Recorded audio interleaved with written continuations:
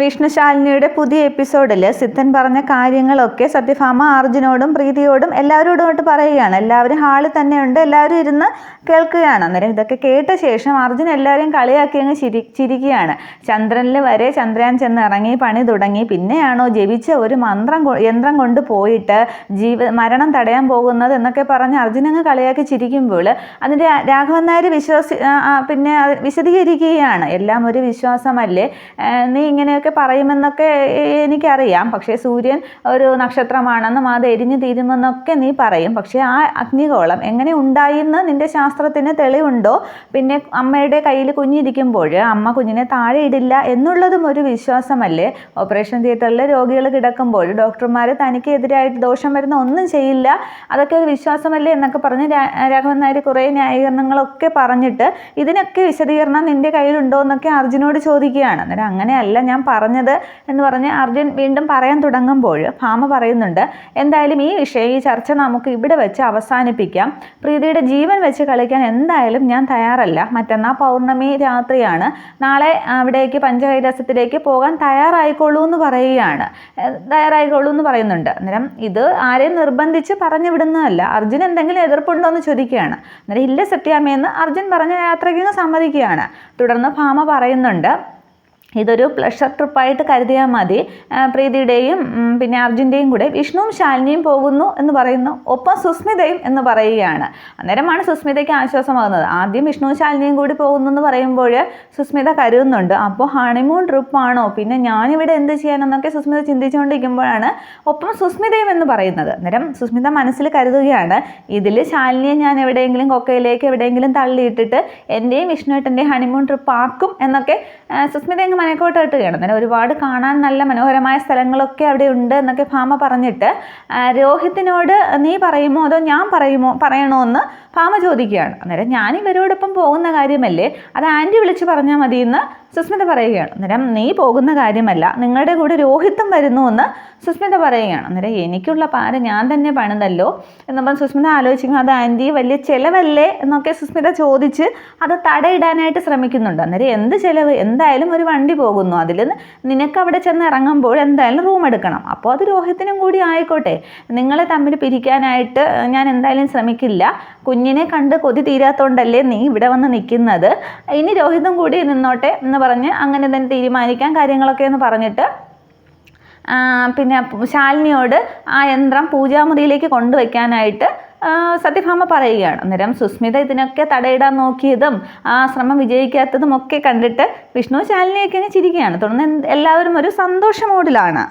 തുടർന്ന് മറ്റന്നാൾ പോകുന്നവരെ അതിലൊരു കണ്ണുണ്ടാവണം എന്ന് ശാലിനിയോട് പറയുന്നുണ്ട്. തുടർന്ന് പൂജാമുറിയിലേക്ക് വെക്കാനായിട്ട് ശാലിനി അങ്ങ് മുകളിലേക്ക് കയറി പോവുകയാണ്.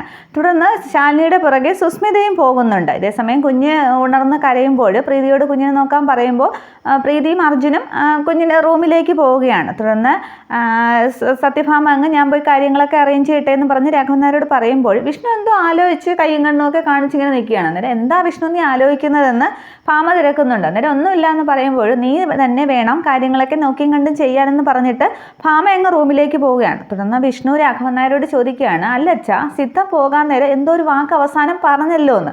അന്നേരം അത് തഥാസ്തു എന്ന് രാഘവൻ നായർ പറയുകയാണ്. എന്ന് വെച്ചാൽ എന്താന്ന് വിഷ്ണു ചോദിക്കുകയാണ്.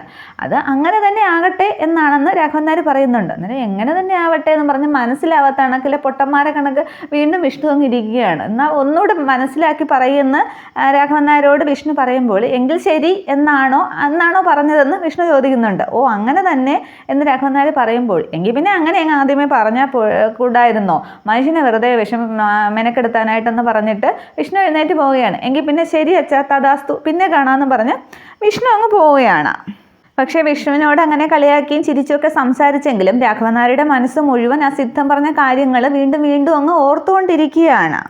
തുടർന്ന് പൂജാമുറിയിലേക്ക് ചെല്ലുന്ന ശാലിനി ഭഗവാനെ മനമുരുകി അങ്ങ് പ്രാർത്ഥിക്കുകയാണ്. പഞ്ചകൈലാസത്തിൽ ഇത് സമർപ്പിക്കുന്നതിന് മുമ്പ് ഭഗവാനെ തന്നെ ഇത് ഞാൻ കാക്കാനായിട്ട് ഏൽപ്പിക്കുകയാണ്. പ്രീതിയുടെയും കുഞ്ഞിൻ്റെയും ജീവൻ പോലെ ഇത് അങ്ങ് കാത്തുകൊള്ളണേന്നും പറഞ്ഞ് അത് ആ വിഗ്രഹത്തിൻ്റെ മുമ്പിലേക്ക് പ്രീതി വയ്ക്കുന്നുണ്ട്. അന്നേരം ഇതൊക്കെ പ്രീതിയുടെ പുറകിൽ നിന്ന് ഒളിച്ചു നിന്ന് സുസ്മിത കാണുകയാണ്. തുടർന്ന് ശാലിനി അത് വച്ച ശേഷം അങ്ങ് പൂജാമുറി വിട്ടു പോകുന്നുണ്ട്. തുടർന്ന് പൂജാമുറിയിലേക്ക് സുസ്മിത വരികയാണ്.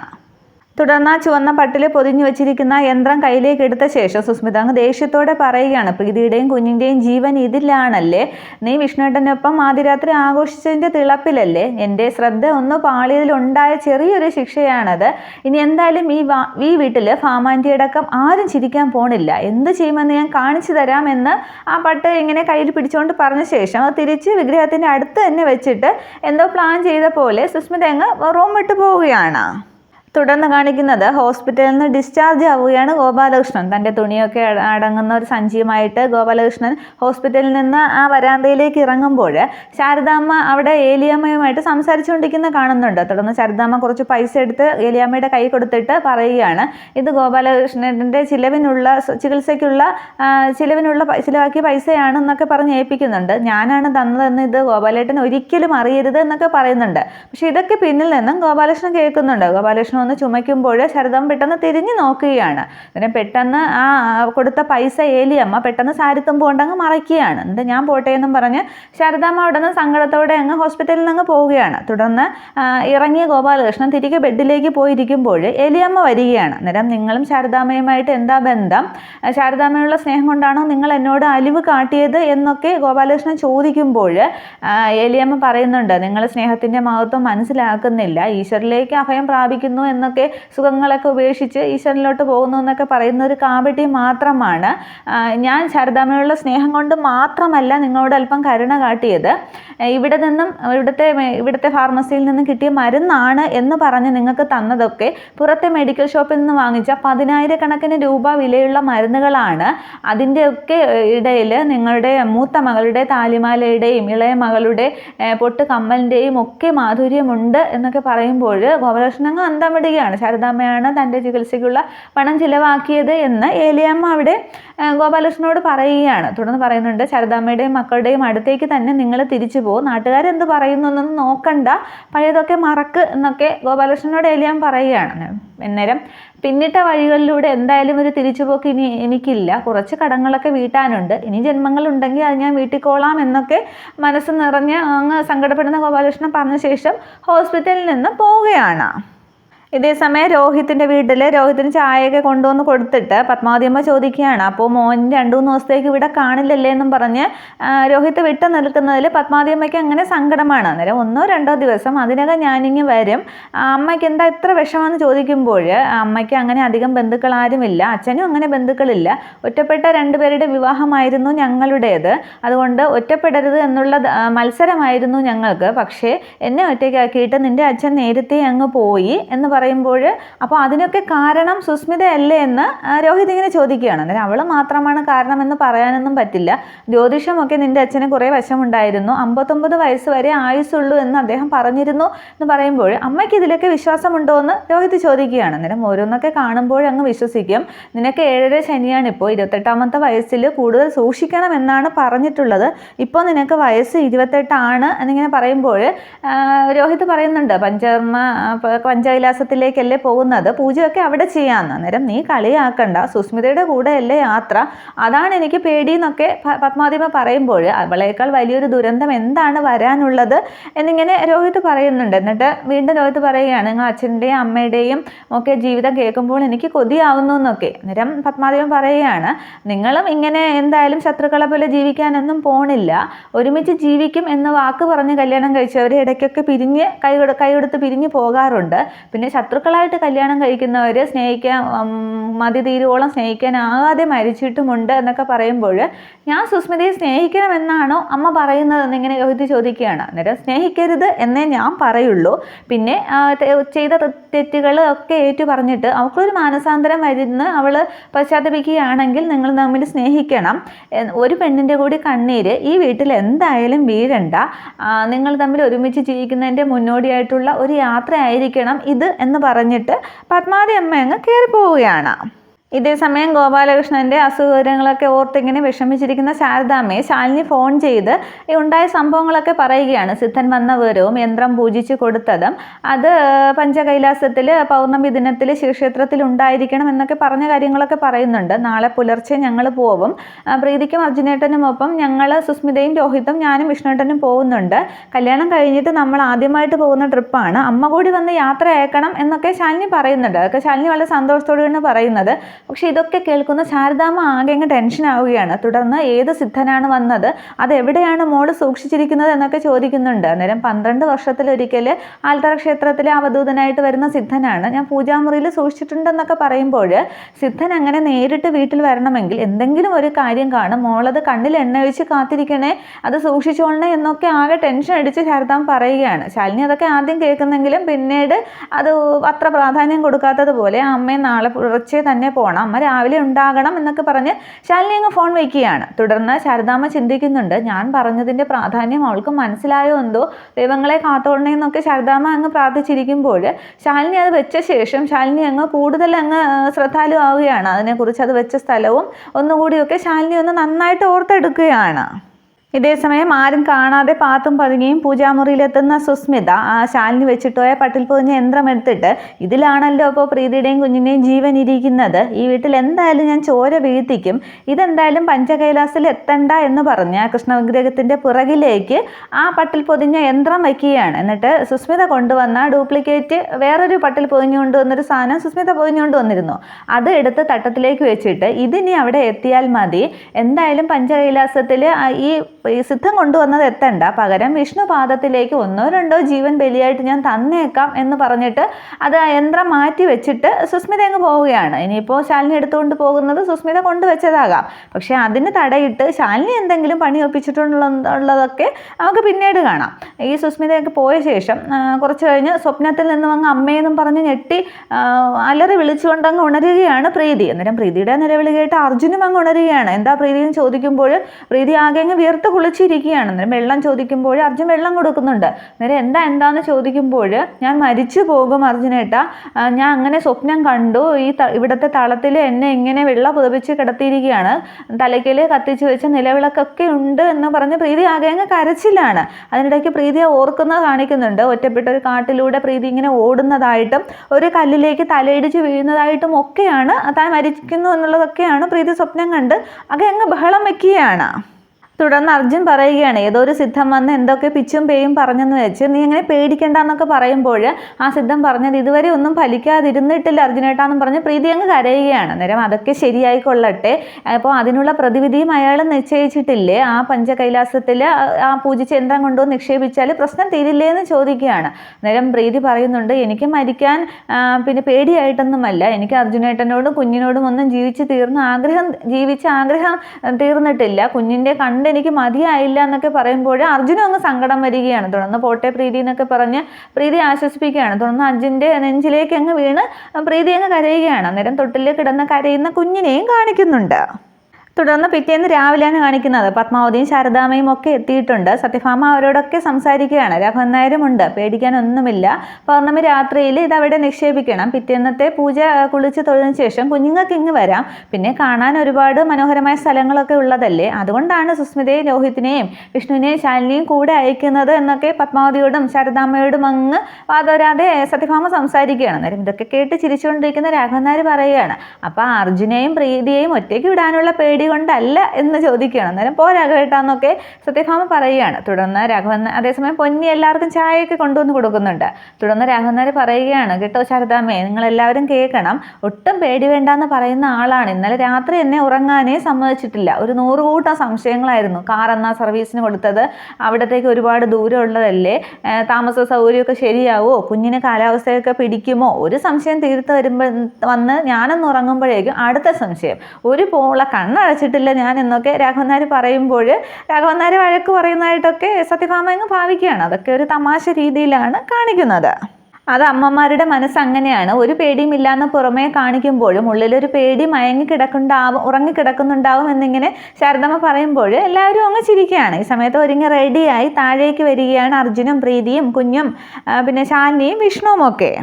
കുട്ടികളെല്ലാം കൂടി ഇങ്ങനെ ഒരുങ്ങി വരുന്നത് കാണാൻ തന്നെ എന്ത് രസമാണല്ലേ എന്ന് ഇങ്ങനെ സത്യഭാമ പറഞ്ഞുകൊണ്ടിരിക്കുകയാണ്. അവരിറങ്ങി വരുന്ന കണ്ടിട്ട്. അന്നേരം എന്താ എല്ലാവരും കൂടി ഒരു ചർച്ച എന്നൊക്കെ പറഞ്ഞുകൊണ്ട് വിഷ്ണു വരികയാണ്. എല്ലാം റെഡിയല്ലേ മക്കളെ എന്നിങ്ങനെ വിഷ്ണു ചോദിക്കുമ്പോൾ എല്ലാം റെഡിയാണ് അച്ഛാ എന്ന് പറയുന്നുണ്ട്. തുടർന്ന് ശാരദാമ്മയുടെ അടുത്തേക്ക് ചെന്ന് ശാലിനി ചോദിക്കുകയാണ്, അമ്മേ ഞാൻ ഇന്നലെ പറഞ്ഞ കാര്യം എന്തായെന്ന്, അത് മോളെ അത് വേണമെന്നൊക്കെ ശാരദാമ്മ ചോദിക്കുകയാണ്. അന്നേരം എല്ലാവരും പരസ്പരം നോക്കുകയാണ് എന്താ പറയുന്നതെന്ന്. അന്നേരം അത് വേണം, അമ്മ സമ്മതിച്ചേ പറ്റൂ എന്നിങ്ങനെ ശാലിനി പറയുന്നുണ്ട്. തുടർന്ന് ഭാമ ചോദിക്കുന്നുണ്ട്, എന്താ അമ്മയും മോളും തമ്മിലൊരു രഹസ്യം, ഞങ്ങൾ അറിഞ്ഞുകൂടാത്തതായിട്ട് എന്തെങ്കിലും ഉണ്ടോ എന്ന് ചോദിക്കുകയാണ്. അന്നേരം രഹസ്യമൊന്നുമല്ല, ഇപ്പോൾ ഈ അമ്മയുടെ നെഞ്ചിലെ വേദനയൊക്കെ എനിക്ക് മനസ്സിലാകുമെന്ന് ഭാമയോട് നോക്കി പറയുകയാണ്. അതുകൊണ്ട് നമ്മൾ പോയിട്ട് തിരിച്ചു വരുന്നത് വരെ അമ്മ ഇവിടെ സത്യാമ്മയുടെ കൂടെ തന്നെ ഉണ്ടാവും, അച്ഛൻ്റെ സങ്കടം ഞങ്ങൾക്ക് മനസ്സിലാവും, ഒരാളായിട്ട് അമ്മ ഇവിടെ ഉണ്ടാകും എന്നിങ്ങനെ സത്യഭാമയോട് ശാലിനി പറയുകയാണ്. അന്നേരം സന്തോഷം കൊണ്ട് സത്യഭാമയും എഴുന്നേൽക്കുകയാണ്. എന്നിട്ട് ശാലിനി അടുത്തേക്ക് ചേർത്ത് പിടിച്ചിട്ട് കവിളിൽ ഇങ്ങനെ പിടിച്ചിട്ട് നെറ്റിയിലേക്ക് ഒരു മൊത്തം കൊടുക്കുകയാണ്. അത് കാണുമ്പോൾ സുസ്മിതയ്ക്ക് അങ്ങ് ദേഷ്യം വരികയാണ്. എന്നിട്ട് ഭാമ ശാരദാമ്മയോട് പറയുന്നുണ്ട്, നിങ്ങളുടെ ഈ മകള് വീണ്ടും വീണ്ടും സ്നേഹം കൊണ്ട് എന്നെ അങ്ങ് വീർപ്പ് മുട്ടിക്കുകയാണെന്ന്. അത് കേൾക്കുമ്പോൾ ശാരദാമ്മയ്ക്ക് ആകെ സന്തോഷമാകുകയാണ്. വിഷ്ണു അങ്ങ് ആകെ സന്തോഷത്തിലടിച്ച് നിൽക്കുകയാണ്. വീണ്ടും ശാലിനിയോട് സത്യഭാമയ്ക്കുള്ള സ്നേഹമൊക്കെ കണ്ട് പ്രീതിക്കും അർജുനുമൊക്കെ അതേ സന്തോഷം തന്നെയാണ്.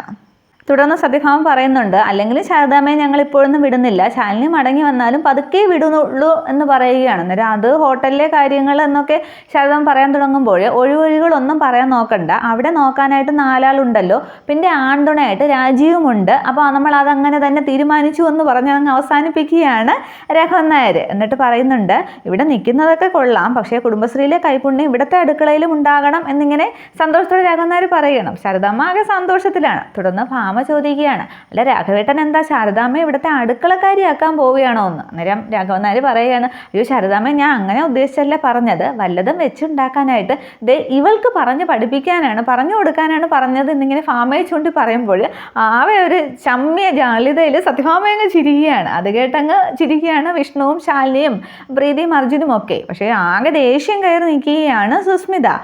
ഇനിയിപ്പോൾ തികഞ്ഞു, ഇതിൻ്റെ കുറവും കൂടി ഉണ്ടായിരുന്നുള്ളൂ എന്നും പറഞ്ഞ് കലിപ്പിൽ സുസ്മിതയ്ക്ക്. പക്ഷെ പത്മാവതി അമ്മയും രോഹിത്തും എല്ലാവരും സന്തോഷത്തിലാണ്. തുടർന്ന് സിദ്ധൻ ജപിച്ചു തന്ന യന്ത്രം എടുത്തോ എന്ന് ശാലിനിയോട് ചോദിക്കുമ്പോൾ ഞാൻ ഇപ്പോൾ എടുത്തോണ്ട് വരാൻ സത്യാമ്മയെന്നും പറഞ്ഞ് പൂജാമുറിയിലേക്ക് ശാലിനി പോവുകയാണ്. അവൾ എന്ത് യന്ത്രമാണ് എടുക്കുന്നതെന്ന് എനിക്കും കൂടി കാണണമല്ലോ എന്നും പറഞ്ഞ് സുസ്മിതയും പുറകെ പോകുന്നുണ്ട്. അതേസമയം കുഞ്ഞ് പ്രീതിയുടെ തോളിൽ കിടന്ന് ഉറങ്ങുകയാണ്. നിരഞ്ഞു വന്നേ അമ്മമ്മ എടുക്കട്ടെ, ശ്രീമോള് പഞ്ചകൈലാസ ക്ഷേത്രത്തിലേക്ക് പോവുകയാണ്. 1-2 ദിവസം മോളെ കാണാതിരിക്കാനായിട്ട് അമ്മമ്മയ്ക്ക് പറ്റില്ലല്ലോ എന്നൊക്കെ പറഞ്ഞ് കുഞ്ഞിനെ എങ്ങ് തോളിലിട്ട് താലോലിക്കുകയാണ് സത്യഭാമ. തുടർന്ന് പൂജാമുറിയിലേക്ക് ചെല്ലുന്ന ശാലിനി നന്നായി പ്രാർത്ഥിച്ച ശേഷം ഇത് പഞ്ചകൈലാസത്തിൽ നിക്ഷേപിക്കാനായിട്ട് അങ്ങയുടെ അനുഗ്രഹം ഉണ്ടാകണം, ഇത് ഞാൻ എടുക്കുകയാണ്, ഒപ്പം ഉണ്ടാകണം ഭഗവാനെ എന്നൊക്കെ പറഞ്ഞ് സുസ്മിത തട്ടത്തിൽ കൊണ്ടുവച്ച ചുവന്ന പട്ടിൽ പൊതിഞ്ഞ യന്ത്രം ശാലിനി അങ്ങ് എടുക്കുകയാണ്. തുടർന്ന് പിറകിലിരിക്കുന്ന കൃഷ്ണവിഗ്രഹത്തിന് പുറകിലിരിക്കുന്നതും കാണിക്കുന്നുണ്ട്. പക്ഷേ ശാലിനി അത് കാണുന്നില്ല. സുസ്മിത കൊണ്ടുവച്ചത് തന്നെ ശാലിനി എടുത്ത് വേഗിലേക്ക് വെച്ച് അങ്ങ് പോവുകയാണ്. അന്നേരം മറഞ്ഞു നിൽക്കുന്ന സുസ്മിത ചിന്തിക്കുകയാണ്, എന്തോ മാങ്ങയാടി നീ എടുത്തുകൊണ്ട് പോകുന്നത്, പ്രീതിയുടെ ജീവൻ അത് ഇവിടെ ഇരിക്കുക ല്ലേ, എല്ലാവരും കരയുന്നത് ഞാൻ കാട്ടിത്തരാം എന്നൊക്കെ അങ്ങ് ആലോചിച്ച് സുസ്മിത ഇരിക്കുകയാണ്. തുടർന്ന് ഈ സമയം ഹാളിൽ രാഘവൻ നായർ പൊന്നിയോടും വെള്ളമൊക്കെ എടുത്തു വെച്ചോ, പിന്നെ രമണൻ പിള്ളയോട് റിസോർട്ടിലെ കാര്യങ്ങളൊക്കെ തിരക്കുമോ എന്നൊക്കെ ഓരോന്ന് ചോദിച്ചുകൊണ്ടിരിക്കുകയാണ്. അന്നേരം ഒന്നും ഒരു പരിഭവമില്ലാത്ത രാഘവേട്ടൻ്റെ വെപ്രാളം കണ്ടില്ലേ എന്നൊക്കെ സത്യഭാമ കളിയാക്കുമ്പോൾ അത് പിന്നെ കുഞ്ഞുങ്ങൾക്ക് ഒരു കുറവും ഉണ്ടാകാൻ പാടില്ലല്ലോ എന്നൊക്കെ അങ്ങ് രാഘവൻ നായർ പറയുകയാണ്. അന്നേരം അച്ഛൻ്റെ വെപ്രാളമൊക്കെ കണ്ടിട്ട് വിഷ്ണു അങ്ങ് ഇരുന്ന് ചിരിക്കുകയാണ്. തുടർന്ന് ശാലിനി താഴേക്ക് ഇറങ്ങി വരുമ്പോൾ എല്ലാം റെഡിയല്ലേ, അപ്പോൾ ഇറങ്ങാം, രാഹുകാലത്തിന് ഇനി 2 മിനിറ്റേ ഉള്ളൂ, പെട്ടെന്ന് ഇറങ്ങുക എന്ന് രാഘവൻ നായർ പറയുകയാണ്. അന്നേരം ശാലിനിയുടെ കൂടെ താഴേക്ക് ഇറങ്ങി വരാനായിട്ട് സുസ്മിത ഇങ്ങനെ മുകളിൽ നിൽക്കുകയാണ്. അപ്പം രാഹുകാലമോ, അപ്പോൾ സമയത്ത് ഇറങ്ങുന്നത് ഞാൻ കാണിച്ചു തരാമെന്നും പറഞ്ഞ് സുസ്മിത അങ്ങ് തിരികെ അങ്ങ് പൂജാമുറിയിലേക്ക് പോവുകയാണ്. അതേസമയം എല്ലാവരും ഇറങ്ങി സുസ്മിത എവിടെ എന്നിങ്ങനെ രാഘവൻ നായർ സത്യഭാമ ചോദിക്കുകയാണ്. അന്നേരം ഇപ്പോൾ ഇവിടെ ഉണ്ടായിരുന്നല്ലോ എന്ന് പത്മാവതി അമ്മ പറയുകയാണ്. അന്നേരം ശകുനം മുടക്കി ഇത് എവിടെ പോയി കിടക്കുക, ആരെങ്കിലും ഒന്ന് പോയി നോക്കിയിട്ട് വന്ന് രാഘവൻ നായർ ശകുനം മുടക്കുന്നൊക്കെ പതുക്കെയാണ് പറയുന്നത്. അങ്ങനെ രാഘവൻ നായർ പറയുമ്പോൾ ഞാൻ പോയി നോക്കിയിട്ട് വരാമെന്നും പറഞ്ഞ് പത്മാവതി അമ്മ അങ്ങ് മുകളിലേക്ക് പോവുകയാണ്. എന്നിട്ട് ശാലിനി എന്തോ ഓർക്കുന്നതായിട്ട് കാണിക്കുന്നുണ്ട്. വിഷ്ണുവും ഒക്കെ അങ്ങ് നോക്കിയിരിക്കുകയാണ്. ഈ സമയം തിരികെ പൂജാമുറിയിൽ ചെല്ലുന്ന സുസ്മിത അവളുടെ ഒരു പ്രീതിയുടെ ജീവൻ, ഈ യാത്ര ഞാൻ എങ്ങനെയും കുളമാക്കും, സമയത്ത് ഇറങ്ങുന്നത് ഞാൻ കാണിച്ചു തരാമെന്ന് പറഞ്ഞ് ആ കൃഷ്ണവിഗ്രഹത്തിൻ്റെ പിറകിൽ ഒളിപ്പിച്ചു വെച്ച് പട്ടിൽ ഒളിപ്പിച്ചു വെച്ച് ആ യന്ത്രം എടുത്തിങ്ങനെ നോക്കിയിട്ട് തിരികെ അത് അവിടെ തന്നെ വയ്ക്കുന്നുണ്ട്. എന്നിട്ട് സുസ്മിത അങ്ങ് പോയി റൂമിൽ നിൽക്കുകയാണ്. ഈ യാത്ര ഞാൻ കൊള്ളമാക്കും എന്ന് പറഞ്ഞ് ഇറങ്ങാനുള്ള സമയം താമസിപ്പിക്കാനായിട്ട് സുസ്മിത നോക്കുകയാണ്. ഇതേസമയം സമയം പോകുന്നു എന്നൊക്കെ പറഞ്ഞ് അങ്ങ് വെപ്രാളപ്പെടുന്ന രാഘവൻ നായർ അങ്ങ് വെപ്രാളപ്പെടുമ്പോൾ ഇതൊക്കെ ഒരു വിശ്വാസമല്ലേ അച്ഛാ എന്നൊക്കെ അർജുൻ പറയുകയാണ്. അന്നേരം വിശ്വാസത്തിലും കാര്യമുണ്ട് എന്നിങ്ങനെ ശാരദാമ്മ പറയുകയാണ്. ഇത്രയും ആകുമ്പോൾ ഈ 1 മണിക്കൂറത്തെ എപ്പിസോഡ് അവസാനിക്കുകയാണ്. 1 മണിക്കൂറുണ്ട്, അതാണ് ഇത്രയും റിവ്യൂ. എല്ലാവരും ഫുള്ള് കേൾക്കണം. Okay, thank you.